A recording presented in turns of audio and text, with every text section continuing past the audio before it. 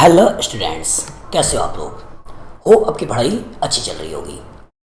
10 का दम, इसमें अब जो क्वेश्चन हम लोग देखने वाले हैं वो कुछ इस तरीके का है। आपके पास बेंजीन है, इस बेंजीन के ऊपर एन प्रोपाइल क्लोराइड का रिएक्शन है इन प्रेजेंस ऑफ AlCl3। इसे आपको बनाना है फर्स्ट के ऊपर ऑक्सीजन का रिएक्शन है फॉलोड बाई वाटर H+ का रिएक्शन है, इसे बनाना है सेकेंड। इसके ऊपर क्लोरोफॉर्म बेस का रिएक्शन है, इसे बनाना है थर्ड। और थर्ड के ऊपर बेंजाइल क्लोराइड का रिएक्शन है KOH के साथ, इसे बनाना है फोर्थ के ऊपर ब्रोमीन AlCl3 का रिएक्शन है, इसे बनाना है फिफ्थ। और इसके ऊपर ब्रोमीन AlCl3 का रिएक्शन है, इसे बनाना है सिक्स्थ। ये जो सिक्स्थ बन जाता है, इसके ऊपर CH3MgBr का रिएक्शन है, इसे बनाना है सेवेंथ के ऊपर मिथाइल ब्रोमाइड KOH का रिएक्शन है, इसे बनाना है एट्थ के ऊपर ब्रोमीन AlCl3 का रिएक्शन है, इससे बनाना है नाइन्थ। और इसके ऊपर NBS का रिएक्शन है, इससे बनाना है 10th। सोचिए कैसे करोगे इस क्वेश्चन को। सोचिए एरोमेटिक चैप्टर बेंजीन, और बेंजीन के ऊपर अल्काइल हैलाइड AlCl3, कौन सा रिएक्शन है? तो एरोमेटिक चैप्टर में 5 ही तो कॉमन रिएक्शन है जिसके इर्द गिर्द आपकी दुनिया घूमती है। दिमाग में रखिए, halogenation reaction, nitration reaction, sulphonation reaction, Friedel-Crafts alkylation reaction, Friedel-Crafts acylation reaction. कौन सा है? अल्काइलेशन रिएक्शन, मतलब फ्रीडल-क्राफ्ट अल्काइलेशन रिएक्शन कराना है। तो आपके पास ये जो कार्बन क्लोरीन की बॉन्ड है, इसी कार्बन क्लोरीन बॉन्ड को तोड़ देना है, कार्बोकेटायन सोच लेना है, हाइड्राइड की शिफ्टिंग कर लेनी है, नया कार्बोकेटायन बना देना है, और उसी नए कार्बोकेटायन को लाकर बेंजीन से जोड़ देना है, अल्काइल बेंजीन बना देना है। और ये जो अल्काइल बेंजीन बनेगा, ये कौन सा बनेगा? यही तो बनेगा आइसोप्रोपाइल बेंजीन। और ये आइसोप्रोपाइल बेंजीन है कौन सा? आपका क्यूमीन ही तो है। मतलब पहला बच्चा यही गलती करता है जो मैंने भी कर दिया कि Cl को हटाना है, कार्बोकेटायन बनाना है, डायरेक्ट बेंजीन से जोड़ देना है। लेकिन बचिए, सबसे पहले Cl को हटाइए, कार्बोकेटायन सोचिए, हाइड्राइड की शिफ्टिंग करिए, नया कार्बोकेटायन बनाइए, और उस नए कार्बोकेटायन को लाकर बेंजीन से जोड़िए, और उसके कॉरस्पॉन्डिंग हमें आइसोप्रोपाइल बेंजीन बनाना है। और इस आइसोप्रोपाइल बेंजीन का नाम क्या है? क्यूमीन। और क्यूमीन के ऊपर ऑक्सीजन वाटर H+ का रिएक्शन है। कौन सा रिएक्शन है? सोचिए, क्यूमीन है और क्यूमीन के ऊपर ऑक्सीजन का रिएक्शन करा रहा है वाटर H+ के साथ। कौन सा रिएक्शन है? सोचिए, क्या किसी का प्रिपरेशन मेथड इसको देखा है क्या? क्यूमीन के कॉरस्पॉन्डिंग क्या किसी चीज का प्रिपरेशन किया है? क्या किया है? फिनॉल। याद आया? तो क्यूमीन के ऊपर पहले ऑक्सीजन का ट्रीटमेंट करोगे तो क्यूमीन हाइड्रोपेरोक्साइड बन जाएगा, फिर बाद में वाटर H+ का रिएक्शन कराओगे तो उसके कॉरस्पॉन्डिंग फिनॉल साथ में एसीटोन बन जाएगा। फिनॉल और साथ में एसीटोन बन जाएगा। तो सेकंड क्या सोचें? फिनॉल सोचें, एसीटोन सोचें। वो आगे वाला रिएक्शन हेल्प दे रहा है कि क्लोरोफॉर्म बेस। सोचिए, क्लोरोफॉर्म बेस आपने कहाँ पढ़ा है? क्या फिनॉल चैप्टर पढ़ा है या एसीटोन चैप्टर पढ़ा है? किसने पढ़ा है? फिनॉल। नेम रिएक्शन कौन सा है? सोचिए, रिमर-टिमन रिएक्शन। कि when phenol is treated with chloroform in presence of base give salicylaldehyde as a major product. This reaction is called as Remer-Timon reaction. जो सेकंड से थर्ड बना रहे हो वो कौन सा रिएक्शन है? वो थर्ड रिएक्शन कौन सा है? Remer-Timon। तो अच्छी तरीके से दिमाग में बैठा लीजिएगा कि when phenol is treated with chloroform in presence of base give salicylaldehyde as a major product, this reaction is called as Remer-Timon reaction। तो यहाँ के कॉरस्पॉन्डिंग रिमर-टिमन रिएक्शन करा दिया, और रिमर-टिमन रिएक्शन का कॉरस्पॉन्डिंग थर्ड बन गया। इसके ऊपर कह रहा है कि बेंजाइल क्लोराइड KOH का रिएक्शन है। सोचिए, फिनॉल चैप्टर है, एल्डिहाइड चैप्टर है, अल्काइल हैलाइड चैप्टर है, बेंजीन चैप्टर है, KOH का रिएक्शन है। कहाँ कराएं? सोचिए, KOH एक अच्छा बेस है। अगर यहाँ कराते थे एसिड बेस रिएक्शन, KOH एक न्यूक्लियोफाइल है, यहाँ करा सकते हैं न्यूक्लियोफिलिक रिएक्शन। KOH का डायरेक्ट बेंजीन के ऊपर रिएक्शन नहीं कराना है, क्योंकि benzene electron rich, KOH electron rich, आपस में कोई रिएक्शन नहीं होगा। तो कहाँ कराएं? क्या हम इस प्रोटॉन को निकालकर एसिड बेस रिएक्शन कराएं या इसके ऊपर रिएक्शन कराकर न्यूक्लियोफिलिक रिएक्शन सोचें? कहाँ कराएं? या एक और दिख रहा है कि एरोमेटिक एल्डिहाइड है, aldehyde without alpha hydrogen on treatment with base. कौन सा सोचे? क्या नहीं जा रहा? सोच ले। नहीं, कौन सा सोचें? Acid base. और जो एसिड बेस सोचें तो बेस के द्वारा प्रोटॉन को खींचो और नेगेटिव चार्ज बना लो, और जो नेगेटिव चार्ज बन गया, सोचिए, एल्कोक्साइड बन गया, फिनॉक्साइड बन गया, अल्काइल हैलाइड चैप्टर लिखा हुआ है। कौन सा रिएक्शन है? कौन सा रिएक्शन है? यही फिनॉक्साइड इस अल्काइल हैलाइड के ऊपर अटैक करके आयोडीन को हटा देगा और कॉरस्पॉन्डिंग ईथर बना लेगा। कॉरस्पॉन्डिंग ईथर बना लेगा। कौन सा रिएक्शन आया? सोचो कि when alkyl halide is treated with alcohol in presence of base give ether as a product, this reaction is called as. कौन सा रिएक्शन है? कौन सा रिएक्शन है? ये रिएक्शन कौन सा है? Williamson ether synthesis. तो अच्छी तरीके से दिमाग में बैठा कर रखिए कि when alkyl halide is treated with alcohol in presence of base give ether as a product, this reaction is called as Williamson ether synthesis. Fourth बना लिया।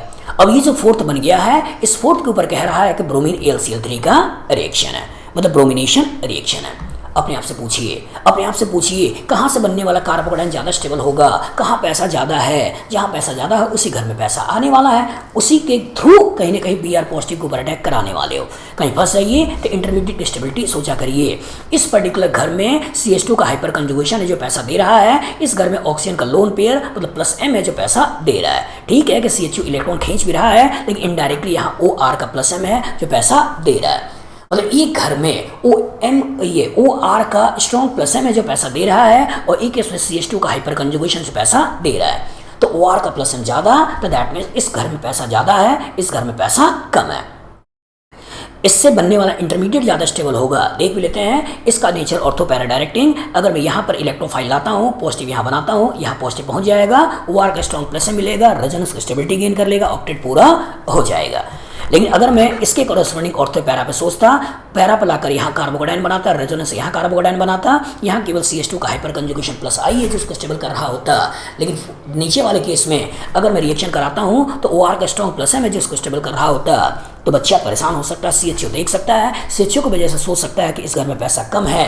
लेकिन केयरफुल रहिए, OR का स्ट्रॉन्ग +M है जो इस घर में पैसा बढ़ा रहा है, रिएक्टिविटी बढ़ा रहा है, तो डिसीजन इसी रिंग में होने वाला है, इसमें Br आने वाला है। तो एक पैसा देने वाला ग्रुप, एक पैसा खींचने वाला ग्रुप कौन डिसाइड करेगा?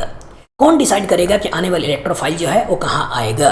तो जब एक इलेक्ट्रॉन डोनेटिंग हो, एक इलेक्ट्रॉन विड्रॉइंग हो, तो डिसाइड करता है इलेक्ट्रॉन डोनेटिंग वाला, ना कि इलेक्ट्रॉन विड्रॉइंग वाला। और जो डोनेटिंग वाला डिसाइड करता है तो इसका नेचर ऑर्थो पैरा डायरेक्टिंग है, या तो इस ऑर्थो पे आएगा या तो पैरा पर आएगा। पैरा स्टेरिक हिंडेंस कम, ऑर्थो पे स्टेरिक हिंडेंस ज़्यादा, इसलिए जहाँ अटैक कराना है वो पैरा पर लाना है, और पैरा पे लाते हुए कॉरस्पॉन्डिंग ये बना लेना है। अब ये जो पर्टिकुलर फिफ्थ बन गया, इसके ऊपर फिर से कह रहा है कि ब्रोमीन AlCl3 का रिएक्शन है, मतलब फिर से ब्रोमिनेशन रिएक्शन है। फिर से सोचिए कि क्या हम इस रिंग में अटैक कराएं या इस रिंग में अटैक कराएं। अगेन Br का -I, CHO का -M देखते हुए बच्चा सोच सकता है कि घर में पैसा कम है। CH2 का हाइपर कंजुगेशन सोचते हुए सोच सकता है बच्चा कि घर में पैसा ज़्यादा है। लेकिन अगेन अगर मैं इलेक्ट्रोफाइल को यहाँ लाता हूँ तो पॉजिटिव यहाँ बनेगा, रेजोनेंस से पॉजिटिव यहाँ आएगा, रेजोनेंस से पॉजिटिव यहाँ आएगा, स्ट्रॉन्ग +M OR का मिलने वाला है, कार्बोकेटाइन स्टेबल बनने वाला है। तो दैट मीन्स इलेक्ट्रोफाइल इसी वाले बेंजीन में आएगा, इसके ऑर्थो पे आएगा, इस वाले रिंग में नहीं आएगा। और इसके कॉरस्पॉन्डिंग से सोचोगे वो यही तो बनाओगे। अब ये बन गया 6, और 6 के ऊपर कह रहा है कि मिथाइल मैग्नीशियम ब्रोमाइड का रिएक्शन है। सोचिए, मिथाइल मैग्नीशियम ब्रोमाइड का रिएक्शन है, ग्रिग्नार्ड रिएजेंट का रिएक्शन है। चैप्टर क्या क्या है समझिए, एक बेंजीन है, एक ईथर है, एक एराइल हैलाइड है, एक एल्डिहाइड है। बेंजीन इलेक्ट्रॉन रिच है, ईथर इलेक्ट्रॉन रिच है, इसका एराइल हैलाइड में पार्शियल डबल बॉन्ड कैरेक्टर है, लेकिन एल्डिहाइड C+O पाई बॉन्ड टूट सकता है, और पाई बॉन्ड टूटते हुए कॉरस्पॉन्डिंग अल्कोहल बना सकते हो। तो फॉर्मल्डिहाइड को छोड़कर बाकी कोई भी एल्डिहाइड होता है, उसके ऊपर अगर ग्रिग्नार्ड रिएजेंट का रिएक्शन होता है तो उसके कॉरस्पॉन्डिंग सेकेंडरी अल्कोहल बनाना होता है। और जो सेकेंडरी अल्कोहल बनाना होता है तो CH3 एज ए न्यूक्लियोफाइल इसी कार्बोनिल के ऊपर अटैक कर देगा, और अटैक करते हुए यहाँ O- बाद में H लेकर OH बना लेगा, यहाँ CH3 चला आएगा। और जो CH3 चला आएगा तो इसके कॉरस्पॉन्डिंग यही तो प्रोडक्ट बनाओगे, इसके कॉरस्पॉन्डिंग यही प्रोडक्ट बना लेना है। और इसके ऊपर फिर से कह रहा है, बेटा ध्यान से देखो कि CH3Mg CH3Br साथ में KOH। सोचिए, फिर से सोचिए कि इसके ऊपर CH3Br साथ में KOH। अब क्या कराएं? चैप्टर में क्या क्या आया? चैप्टर में आपको दिखाई दे रहा है ईथर, चैप्टर में आपको दिखाई दे रहा है एराइल हैलाइड, चैप्टर में आपको दिखाई दे रहा है अल्कोहल, और साथ में दिखाई दे रहा है अल्काइल हैलाइड, और साथ में KOH। कौन सा रिएक्शन है? Again, when alkyl halide is treated with alcohol in presence of base. When alkyl halide is treated with alcohol in presence of base, give ether as a product. This reaction is called as Williamson ether synthesis. तो Williamson ether synthesis कराना है, और Williamson ether synthesis के corresponding एक बार ether बना लेना है। अब ये जो ईथर बन गया, इस ईथर के ऊपर कह रहा है कि फिर से ब्रोमीन AlCl3 का रिएक्शन है। अब कहाँ कराओगे? सोचिए, इस पर्टिकुलर ऑक्सीजन के कारण इसका ऑर्थो पोजीशन, इसका पैरा पोजीशन, इसका ऑर्थो पोजीशन ब्लॉक हो चुका है। मतलब अब ये जो डिसीजन ले रहा था उसने उसके दोनों ऑर्थो पैरा को ब्लॉक कर रखा है। अब इसके अंदर इलेक्ट्रोफाइल नहीं आएगा। अब इस रिंग के अंदर CH2 का प्लस हाइपर कंजुगेशन प्लस आई है। अब इस रिंग में कहीं ना कहीं इलेक्ट्रोफाइल आएगा। और CH2 का नेचर ऑर्थो पैरा डायरेक्टिंग है, ऑर्थो पे स्टेरिक फैक्टर ज़्यादा है, पैरा पे स्टेरिक इंडेंस कम है, इसलिए जो इलेक्ट्रोफाइल आएगा उसके पैरा पर आएगा। और जिसके पैरा पर इलेक्ट्रोफाइल आओगे तो इसके कॉरस्पॉन्डिंग यही प्रोडक्ट बना लेना है। यही तो बनेगा। अब इसके बाद अब कह रहा है कि ये जो पर्टिकुलर बन गया, इसके ऊपर NBS का रिएक्शन है। NBS कहाँ करता है? एलाइलिक पोजीशन के हाइड्रोजन को हटाना है, वहाँ पर Br लाना है। ये बेंजाइलिक पोजीशन का हाइड्रोजन को हटाना है, वहाँ Br लाना है। सोचिए कहाँ कहाँ एलाइलिक बेंजाइलिक पोजीशन है, तो बच्चे को तो सबसे पहले यही दिखता है, यही Br लगा सकता है। लेकिन एक एलाइलिक पोजीशन ये भी है, एक एलाइलिक पोजीशन ये भी है। यहाँ का फ्री रेडिकल बनाए तो इसका भी प्लस है, इसका भी प्लस है, इसका हाइपर कंजुगेशन। लेकिन यहाँ फ्री रेडिकल बनाए तो इसका प्लस है, इसका रेजोनेंस, लेकिन एडिशनल हाइपर कंजुगेशन नहीं है। तो यहाँ का फ्री रेडिकल ज़्यादा स्टेबल है, और जो यहाँ का फ्री रेडिकल ज़्यादा स्टेबल है तो यहाँ फ्री रेडिकल बनाओ और उसमें Br को लगाओ और कॉरस्पॉन्डिंग ये प्रोडक्ट बनाओ। समझो इस रिएक्शन के कॉरस्पॉन्डिंग क्या क्या चीज़ें हैं जो मैंने आपसे पूछने की कोशिश की है। पहला कि बेंजीन के ऊपर अल्काइलेशन कराना है, और अल्काइलेशन में कार्बोकेटाइन बनाना है। रीअरेंजमेंट की पॉसिबिलिटी हो तो रीअरेंजमेंट भी कराना है, और उसके कॉरस्पॉन्डिंग क्यूमीन बना दिया। क्यूमीन के ऊपर ऑक्सीजन का treatment, cumene hydroperoxide, water S+ का रिएक्शन, मतलब फिनॉल बनाने का तरीका। याद रखिए, acetone as a by product system से बाहर निकलता है, और आगे का रिएक्शन को देखते हुए आपको सोचना है कि सेकंड जो है फिनॉल है, एसीटोन नहीं है।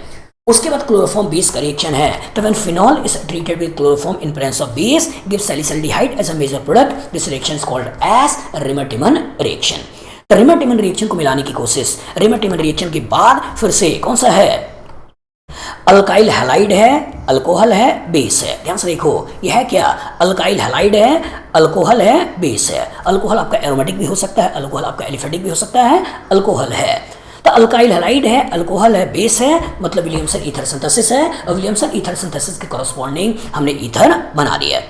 अब मैं डायरेक्टिंग नेचर समझा रहा हूँ कि जब इलेक्ट्रोफाइल लाना है तो कहाँ लाना है? इस रिंग में लाना है, इस रिंग में लाना है। मतलब जहाँ कहीं भी फंस जाइए, आपको समझ में ना आए कि कहाँ पर इलेक्ट्रोफाइल लाएं, तुरंत दिमाग में बैठाएं स्टेबिलिटी ऑफ कार्बोकेटाइन। मतलब जिस रिएक्शन में कार्बोकेटाइन बनता हो, जिस रिएक्शन में फ्री रेडिकल बनता हो, जिस रिएक्शन में कार्ब एनायन बनता हो, इनडायरेक्टली जिसमें इंटरमीडिएट बनता हो, तो इंटरमीडिएट ही डिसाइड करता है कि मेजर प्रोडक्ट किसके कॉरस्पॉन्डिंग बनने वाला है। समझाने के लिए जरूर बोल देते हैं कि जिस घर में पैसा ज़्यादा उसकी रिएक्टिविटी ज़्यादा, लेकिन कहाँ आएगा तो इस बात पे डिसाइडेड होता है कि बनने वाला कार्बोकेटाइन कितना ज़्यादा स्टेबल होता है।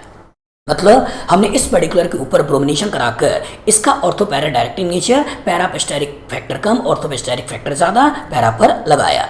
अब एक ऑर्थो ब्लॉक हो चुका है, एक पैरा ब्लॉक हो चुका है, फिर से अगर ब्रोमिनेशन कराना ही पड़े, इलेक्ट्रोफिलिक सब्स्टिट्यूशन रिएक्शन कराना ही पड़े, तो जो खाली वाला ऑर्थो पोजीशन है वहाँ पर लाना है। अब दोनों ऑर्थो और पैरा ब्लॉक हो चुका है। जब ब्लॉक हो चुका है, कहानी के अंदर एल्डिहाइड आ चुका है, और एल्डिहाइड के ऊपर ग्रिग्नार्ड रीजन का रिएक्शन करा रहा है, तो एल्डिहाइड के ऊपर ग्रिग्नार्ड रीजन के कॉरस्पॉन्डिंग आपको अल्कोहल बनाना है। चूंकि फॉर्मल्डिहाइड होता तो प्राइमरी अल्कोहल, लेकिन फॉर्मल्डिहाइड को छोड़ के कोई दूसरी एल्डिहाइड होगा तो उसके कॉरस्पॉन्डिंग सेकेंडरी अल्कोहल बनाना है। और जो सेकेंडरी अल्कोहल बन गया, इस सेकेंडरी अल्कोहल को फिर से कह रहा है अल्काइल हैलाइड, फिर से कह रहा है अल्कोहल, तो इसका मतलब अल्कोहल है, अल्काइल हैलाइड है, बेस है। एक बार फिर से विलियमसन ईथर सिंथेसिस कराओ, और विलियमसन ईथर सिंथेसिस कॉरस्पॉन्डिंग एक बार फिर से ईथर बनाओ। और जो ईथर बन गया, अब कर रहा है ब्रोमीन AlCl3, मतलब अगेन इलेक्ट्रोफिलिक सब्स्टिट्यूशन रिएक्शन। अपने आप से पूछो क्या इसमें तो तीनों के तीनों ब्लॉक हो गए, अब तो कहीं आ नहीं सकता है, तो यही CH2 डिसाइड करने वाला है। ऑर्थो पैरा पर लाना है, ऑर्थो पे स्टेरिक फैक्टर ज़्यादा, पैरा पे कम, पैरा पर लगा दो। अब लास्ट अब से कह रहा है NBS। तो NBS का कॉन्सेप्ट क्या है? NBS का कॉन्सेप्ट है एलाइलिक या बेंजाइलिक पोजीशन का हाइड्रोजन हटाना है, Br लगाना है। और जब एक से ज़्यादा एलाइलिक या बेंजाइलिक पोजीशन पॉसिबल हो यहाँ और यहाँ, तो उस केस में देखा करिए स्टेबिलिटी ऑफ फ्री रेडिकल, कि जितना ज़्यादा स्टेबल फ्री रेडिकल होगा उसी के कॉरस्पॉन्डिंग आपको मेजर प्रोडक्ट बनाना है। तो यहाँ का फ्री रेडिकल ज़्यादा स्टेबल है, इसलिए यहाँ का हाइड्रोजन हटाना है और इसकी कॉरस्पॉन्डिंग Br लाना है। तो होप ये 10 का दम आपके ऑर्गेनिक केमिस्ट्री के डर को पूरी तरीके से निकाल रहा होगा, आपके कॉन्सेप्ट को इन्हेंस कर रहा होगा, और आप ऑर्गेनिक में अच्छा फील कर रहे होंगे। ऑर्गेनिक रिएक्शन ही तो है जिसकी इंपॉर्टेंस आईआईटी एडवांस में बढ़ जाता है। बस में आगे चलिए इसी तरीके के 101 क्वेश्चन मेरी बुक 10 के दम में है। इस क्वेश्चंस को लगाएं। अमेजन पे ये बुक अवेलेबल है, ई बुक को डाउनलोड करें, क्वेश्चंस को लगाएं और अगर कहीं फंस जाए तो इस बुक के अंदर सोल्यूशन भी है, उस सोल्यूशन से अपने आप को मिलाएं और अपनी ऑर्गेनिक को इम्प्रूव करें। वीडियो सोल्यूशन के कोरस्पॉन्डिंग अगर सब्जेक्ट को निखारना है तो मेरे लेक्चर्स को देखिए, अपने सब्जेक्ट को इम्प्रूव करिए। चलिए क्लास को ही छोड़ते हैं, नेक्स्ट वीडियो में नए क्वेश्चन के कोरस्पॉन्डिंग आपके कॉन्सेप्ट को निखारने की मैं कोशिश करूँगा। Good luck, good day.